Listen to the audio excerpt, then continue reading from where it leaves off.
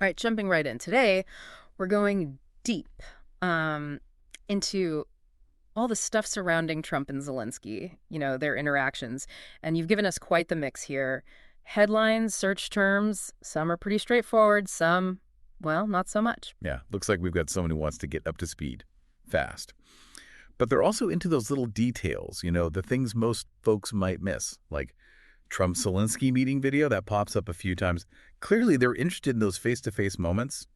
And then there's this outlier, Michael Caine. Now, that one really got me curious. Right. Michael Caine. It's like, what's the connection? Like some kind of clue in a political thriller, But before we go too far down that road, let's lay some groundwork. There's also CNN News, Fox News Live, even names like Bret Baier and Sean Penn. So it definitely seems like you're aware of the media's role in all this, how they shape the narrative. Absolutely. This isn't just about two guys, right? We're talking two countries, two totally different political systems, and all of this is happening under a giant microscope. Every handshake, every word, every, raised eyebrow gets amplified. The media, they're the filter. And to really get what was going on, you got to understand those filters. Okay, so media is a big part of it. But before we go down that rabbit hole, let's back up a sec. You searched who is Zelensky, so maybe you're looking for some background on the Ukrainian president. Yeah, a lot of people were asking that, especially early on. I mean, Zelensky's background, comedian and actor, that's not your typical world leader, is it? And on top of that, no prior experience in politics. And he steps into this role with all these crazy pressures on Ukraine, both from inside and out. Talk about a baptism by fire. And speaking of pressure, we can't ignore the big one, Zelensky impeachment. So you're interested in how these two got tangled up in, well, one of the biggest political events we've seen lately. Right on. That first impeachment inquiry, all about whether Trump pushed Zelensky to investigate his rival, Joe Biden, and maybe even use U.S. military aid to Ukraine as leverage.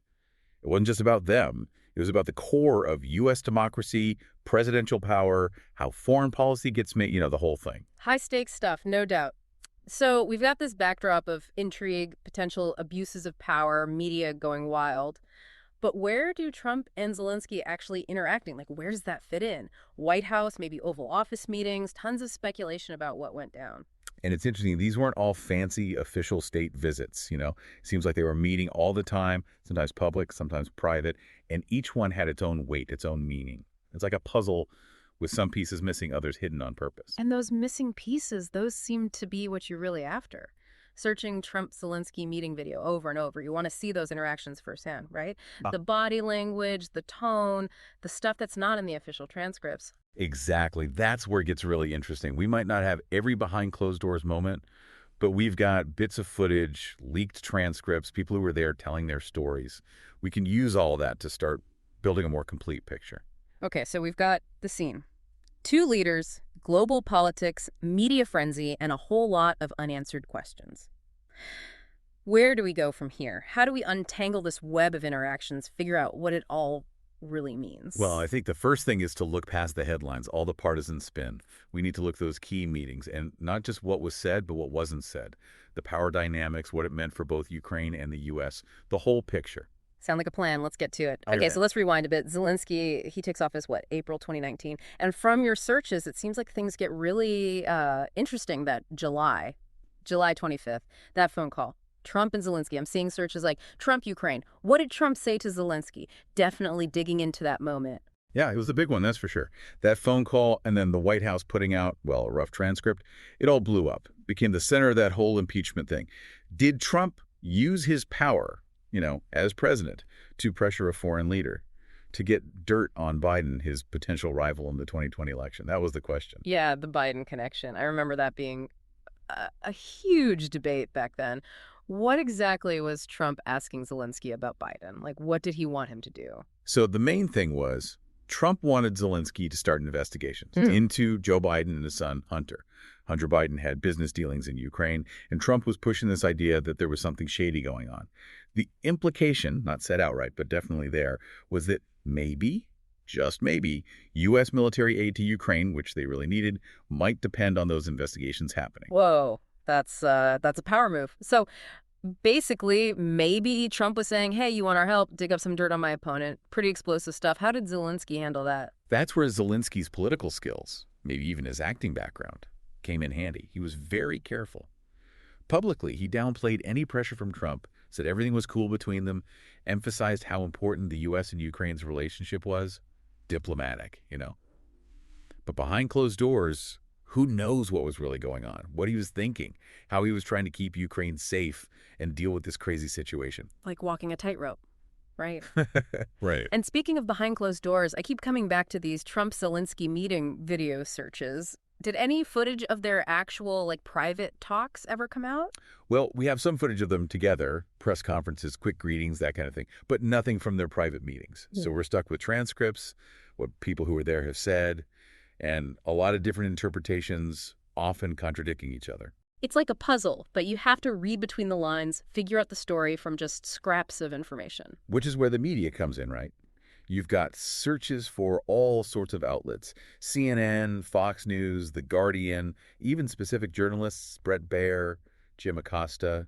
Did you find big differences in how they covered this? Oh, yeah, for sure. It was like night and day. Total split down party lines reflected just how divided the U.S. was politically back then. CNN, for example, they really went after Trump, focused on the possible abuse of power, the quid pro quo idea, painted Zelensky as the victim of Trump's pressure. And I'm guessing Fox News had a different take. Totally different. They often downplayed the whole thing, sometimes even defended Trump, said he was being tough on corruption, fighting against a deep state conspiracy, that kind of thing. They pointed to Zelensky saying publicly that there was no pressure and focused on how important it was for the U.S. to support Ukraine. Two totally different stories, each one aimed at a certain audience, reinforcing what they already believed. Makes you wonder, how much did people's understanding of this whole thing get shaped by, where they were getting their news? Exactly. Media framing, how it influences what people think, that's key here. Did people get the full picture or just a version that fit their existing biases? And with searches like Trump-Zelensky shouting, reaction to Trump-Zelensky meeting, it seems like you're interested in how the public, how regular people reacted to these interactions. Was there outrage, been confusion, something else entirely? It was all over the place, really. Mirrored how divided the U.S. was, and the world for that matter. Some people were really disturbed by what Trump was doing, saw it as like betraying Ukraine, a dangerous sign for U.S. foreign policy. Others, they saw it as nothing, just a political attack, nothing to see here. So you've got all this going on, but what about Russia? What about Ukraine's actual situation? I see searches for Russia, Putin, even World War III. Definitely some anxiety there about the bigger picture. Absolutely. The U.S., they're Ukraine's most powerful ally. And any sign that that relationship is shaky that could embolden Russia, put Ukraine at risk, what Trump did, whether he meant to or not, it created uncertainty. Made people question whether the U.S. would actually stand by its allies. So it's not just these two guys. It's personal relationships, political games, media spin, and, oh yeah, a whole international crisis going on. In your research, did any other, key players come up, people who had a big influence on how this all played out? Yeah, there were a few. On the U.S. side, there was Rudy Giuliani, Trump's personal lawyer. He was really pushing for those Biden investigations, working outside the normal diplomatic channels. Then there was Mike Pence, the vice president at the time. He met with Zelensky, too, but it's less clear what his role was in all this. And, of course, a ton of diplomats and officials on both sides trying to manage this whole, increasingly messy situation. And on the Ukrainian side, anyone besides Zelensky himself really stand out? Andriy Yermak. He was Zelensky's chief of staff. Became a really important figure, basically the main point of contact with the Trump administration. He had this tough job navigating the political minefields in both countries, trying to get U.S. support, which Ukraine desperately needed, while also keeping Zelensky from getting too caught up in U.S. politics. So it wasn't just a two-man show, a whole bunch of characters, each with their own goals, their own motives, all pushing and pulling on this already fragile relationship. How did their actions, individually, how did they feed into the overall story of Trump and Zelensky? It's like it's a super complicated chess game, right? One player makes a move, it affects everyone else. It's this tangled web of actions and reactions. If you want to understand the big picture, you have to understand why each person did what they did. Makes sense. And with that impeachment inquiry looming, were there any specific events, any revelations in your research that really felt like turning points, like things shifted after that? That whistleblower complaint. September 2019. That was huge. It claimed that Trump was trying to get foreign help to win the 2020 election and that people in the White House were trying to cover it up. It was based on firsthand accounts from people inside the administration. Really blew the whole thing open. Gave the impeachment inquiry a ton of momentum. Yeah, that definitely changed things. And how did Zelensky react as this was all escalating? Publicly, he kept it cool, tried to stay out of U.S. politics as much as possible. But you could tell the pressure from Trump, the impeachment inquiry, would put him in a tough spot, trying to balance keeping that crucial U.S. alliance with protecting Ukraine's independence. Imagine being a new leader, dealing with that level of international pressure. Did Zelensky ever, push back against Trump, try to assert his own agenda? There were some subtle moments, like there's this joint press conference, and Zelensky gets asked about investigating Biden. He deflects it really skillfully, emphasizes that Ukraine's judiciary is independent, steers the conversation away from what Trump wants. So playing the diplomat, but with a little bit of backbone. And the media, with all their different perspectives, how did they portray this back and forth? Still super partisan, each outlet filtering things through their own lens. But as the impeachment inquiry went on, more details started coming out about the pressure campaign, the cover-up attempts. Some outlets start taking a more critical stance towards Trump. So even with all the polarization, the story started to change as new information came out. What about public opinion? How were people reacting to all of this in real time? Public opinion, just as divided as everything else, mirrored the partisan split in the media. Social media, it became a battleground for competing narratives. Some people were saying Trump was abusing his power. Others were saying it was all a witch hunt. Sounds about right for social media. Did any specific people or groups emerge as really influential in shaping how the public saw things? You mentioned searches for Sean Penn and Bill Maher. Sean Penn, the actor, he was very vocal, criticized Trump a lot, said he was putting Ukraine at risk for his own personal gain. Bill Maher, the comedian, he was more nuanced, questioned what Trump was doing, but also questioned how effective the impeachment process was. So a mix of celebrity voices adding to the noise. What about regular people? Did you find anything about how they were reacting? Polling data from back then, it shows a super polarized public. How people felt about Trump and Zelensky, it really depended on their political party. It seemed like people were just, interpreting things through their own beliefs, not really engaging with the details. It's like even with factual events, how we see things is so subjective, influenced by all these outside factors. It's almost like we all live in our own little curated realities. Yeah, it's true. And that brings up something really interesting. We've been talking about the politics, the diplomacy, all that. But there's another layer here, the power of image, of how things are perceived. Oh, right. Those searches, Michael Caine, Zelensky height, the ones that seem so random at first, what's the connection? Maybe those searches, as strange as they seem, actually show a deeper understanding of who Zelensky is, how he handled those intense encounters with Trump. Okay, I'm listening. Explain this connection to me. Michael Caine. Think about him. He's got that presence, that voice. He often plays characters who are, strong, in control, even when things are tough. Maybe, subconsciously, you're making a link between him and Zelensky. Zelensky, despite being a comedian, he showed real resilience, real strength on the world stage. So it's a comparison based on, strength of character. But what about Zelensky height? How does that fit in? Height. We often connect it with power, with being dominant. Trump, he's a tall guy, and he definitely uses that, his size to be intimidating. Zelensky, he's not as tall. But in their meetings, he never seemed weak or scared. So you're saying the search for Zelensky height might be about a fascination with how Zelensky, even though he was shorter, could stand up to Trump, project confidence, even push back a little bit. Exactly. It's about more than just height. It's about the optics, how power dynamics are shown visually. Maybe those searches were hinting at how Zelensky, despite being physically smaller, still managed to hold his own, be seen as a leader. That's really insightful. It shows that sometimes the most revealing details are the ones we don't expect. It's a reminder that how humans interact is complicated. There are all these layers, all these things influencing us that we don't even realize. And when you're dealing with people like Trump and Zelensky on a global stage with so much at stake, every little thing matters. Every word, every gesture, even something as seemingly small as height. Okay, so we've been talking about Zelensky's image. These searches for Michael Caine and Zelensky height, they seemed so out of place at first. But now I'm starting to see how they connect to those power dynamics. Yeah, it's fascinating, isn't it? Those searches, they might seem random, but maybe they're pointing to something deeper. Like you're trying to understand Zelensky not just as a politician, but as a person. Right. We've talked about the politics, the pressure, all of that. But who is this guy who can stand up to Trump, who can lead a country through a war? Exactly. And maybe, subconsciously, you're looking for those points of reference, those familiar figures who embody certain qualities. like Michael Caine, with that cool confidence, that air of authority. I see what you mean. It's like, yeah, maybe I was subconsciously drawing a parallel. Kane, he's always playing those characters who are, strong, in control, even under pressure.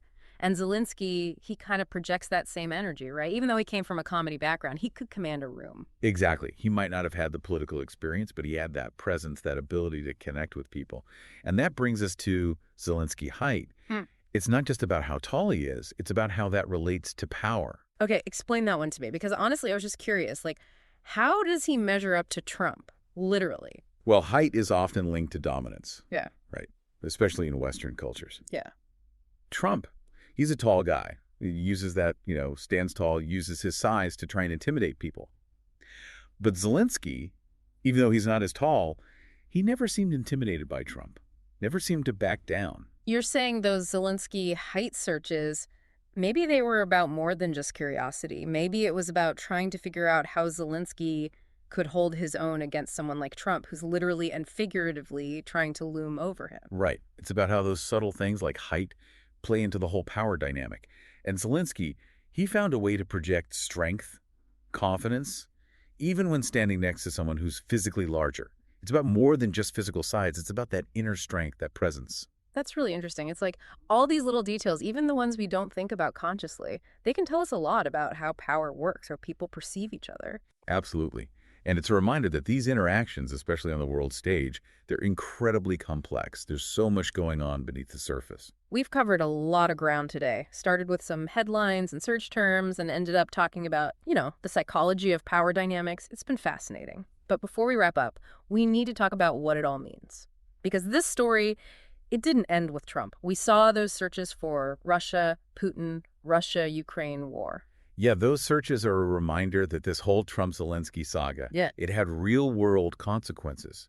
It left its mark on U.S.-Ukraine relations. The pressure, the impeachment, it created this sense of unease, a crack in the trust between the two countries. And then, of course, the war. Everything changed. It's like those debates about quid pro quos, military aid. They suddenly became, life or death issues. Exactly. The stakes were raised exponentially.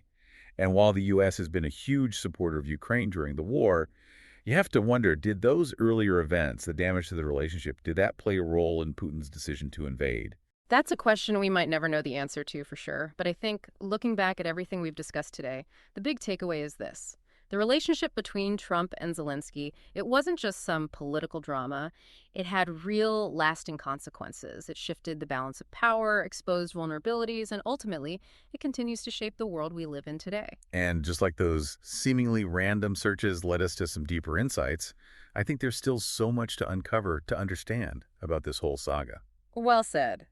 And on that note, we'll leave you with this. How will the Trump-Zelensky era, with all its twists and turns, how will it shape the future of U.S.-Ukraine relations? And how will it shape global security in the years to come? It's a question worth pondering. Because history, it has a way of repeating itself if we don't learn from it. Today is your lucky day. Today is the day that our $3 website works for you, paying you directly to your PayPal daily. Imagine $3 ongoing continuous payments to your PayPal account. Imagine falling asleep and waking up to $300 in your PayPal account. How would this make you feel? How could this help you? What bills could you pay? What kind of fun could you have?